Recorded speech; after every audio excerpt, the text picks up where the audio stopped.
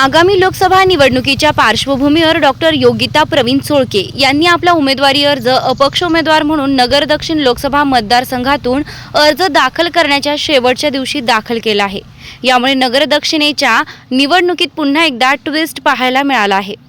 जनसामान्यांमधील प्रभावी व उच्च शिक्षित महिला उमेदवाराच्या एंट्रीनं नगरमध्ये एकच चर्चा रंगलेली पाहायला मिळत आहे।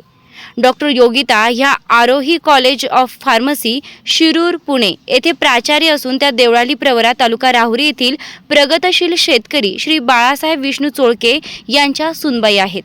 जिल्हाधिकारी कार्यालय अहमदनगर येथे आपला उमेदवारी अर्ज दाखल केल्यानंतर प्रसार माध्यमांशी बोलताना डॉक्टर योगिता म्हणाल्या की त्यांनी महिलांच्या न्याय व हक्कासाठी उमेदवारी अर्ज दाखल केला आहे। तसेच सर्व मतदार बंधू भगिनींना आपल्या मतदानाचा हक्क बजावण्याचं आवाहन केलं आहे।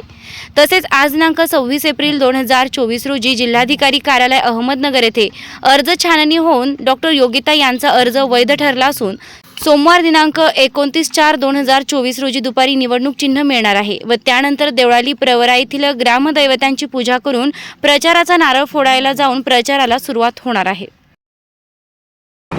माझे नाव डॉक्टर योगिता प्रवीण चोळके, राहणार देवळाली प्रवरा।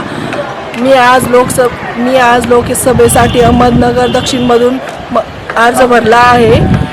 तरी मी सुशिक्षित लोकांसाठी आणि महिलांसाठी वेगवेगळे त्यांचे प्रश्न सोडवण्याचे काम करन। तरी मला भरघोस मतांनी मतदान करा अशी विनंती करते।